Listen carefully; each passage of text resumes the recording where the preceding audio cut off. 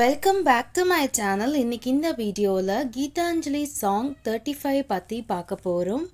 இந்த ஒர்க்கோடைய ரைட்டர் யாருன்னா ரவீந்திரநாத் டாகூர். அவருடைய ஷார்ட்டான இன்ட்ரடக்ஷனை இந்த வீடியோவில் பின் பண்ணுறேன். தேவைப்படுறவங்க செக் பண்ணி பார்த்துக்கோங்க. கீழே டிஸ்கிரிப்ஷனில் லிங்க் கொடுக்குறேன். சாங் 34 வரைக்கும் மெயினான தீம் வந்து ரிலீஜியஸ் தீமாக இருந்திருக்கும். ஆனால் சாங் 35ல் நாம் இந்த வீடியோவில் பார்க்கக்கூடிய இந்த சாங் 35ல் பேட்ரியாட்டிக் தீமை பற்றி தான் வந்து சொல்லியிருப்பார். தேசபக்தி பற்றி தான் இந்த முழுக்க வந்து சொல்லியிருப்பார். ஸோ ஃபர்ஸ்ட் நம்ம வந்து லைன்ஸ் வந்து படிச்சிடலாம். Where the mind is without fear and the head is held high. So Tagore கடவுள்கிட்ட வந்து பிரார்த்தனை பண்ணுறாரு. அந்த கண்ட்ரி, அந்த நாடு வந்து எப்படிப்பட்ட நாடாக இருக்கணும்னா சுதந்திர நாடாக இருக்கணும். அந்த சுதந்திரமே வந்து சிறந்த சுதந்திரமாக இருக்கணும்னு சொல்கிறாரு. நம்ம நாட்டில் வாழக்கூடிய எல்லா மனுஷங்களும் அவங்க நினச்ச மாதிரி அவங்க ஃப்ரீயாக வந்து இருக்கணும், ரொம்ப இண்டிபெண்ட்டாக இருக்கணும் அப்படின்னு சொல்கிறாங்க. யாருக்கும் எந்த ஒரு பயமும் இருக்கக்கூடாது. அவங்களுடைய தலையை எப்பவுமே உயர்த்தி தான் நடக்கணும். சுயமரியாதையோடையும் கண்ணியத்தோடவும் வந்து அவங்க நடக்கணும்னு சொல்கிறாரு. வேர் நாலேஜ் இஸ் ஃப்ரீ. ஸோ இந்த நாட்டில் அறிவு கூட சுதந்திரமாக அவங்களுக்கு வந்து கிடைக்கணும் அப்படின்னு சொல்கிறாரு. Where the world has not been broken up into fragments by narrow domestic walls. ஜாதி, மதம், பிரதேசம் இது எல்லாமே ஒரு காரணமாக காட்டி எதையுமே வந்து பவுண்டரிஸை வந்து பிரிக்கக்கூடாது. அந்த இடத்துல வந்து ஒரு பவுண்டரிஸ் வந்து இருக்கக்கூடாது. அப்படிப்பட்ட ஒரு நாடாக வந்து இந்த நாடு வந்து இருக்கணும். Where words come out from the depth of the truth. நம்ம நாடு இந்தியாவை எடுத்துக்கிட்டோம் அப்படின்னா இது ஒரு புது விதமாக இருக்கணும், சுதந்திரமாக இருக்கணும்.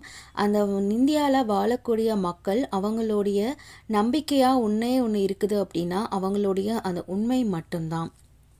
அப்படிப்பட்ட அந்த உண்மையை வெளிப்படையாக பேசுறதுக்கு அவங்களுக்கு சுதந்திரம் வந்து இந்த நாட்டில் வந்து கிடைக்கணும். Where tireless striving stretches into arms towards perfection. நம்ம நாட்டில் இருக்கக்கூடிய மேன்லாம் என்ன பண்ணுறாங்க அப்படின்னா அவங்க ஒரு முயற்சி பண்ணுறாங்க. அந்த முயற்சி வந்து கரெக்டாக பர்ஃபெக்ஷனாக இருக்கிற வரைக்கும் அந்த முயற்சியை வந்து விடாமல் தொடர்ந்து அவங்க வந்து ஹார்ட் ஒர்க் பண்ணிக்கிட்டே இருக்காங்க.